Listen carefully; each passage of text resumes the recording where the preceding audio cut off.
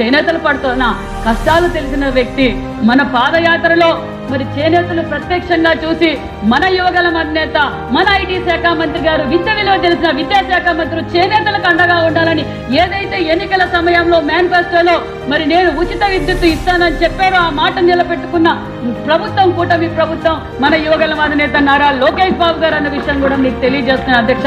ఎందుకంటే మరి power loom కి 500 యూనిట్లు, హ్యాండ్లూమ్ కి 200 యూనిట్లు, ఉచిత కరెంటు కూడా సుమారుగా 62,541 మందికి అందజేశామన్న విషయం కూడా తెలియజేస్తున్నాం అధ్యక్ష.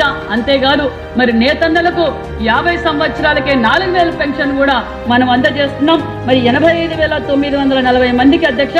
ఇది 2014-19లో మరి నేతన్నల పక్షపాతి మన చంద్రన్న గారు మరి నేతన్నలను గుర్తించి ఆనాటికే 50 సంవత్సరాలకే 4,000 పెన్షన్ మొదలుపెట్టిన ఘనత మన చంద్రన్న అన్న విషయం కూడా మీకు అందరికీ తెలియజేస్తున్నారు అధ్యక్ష.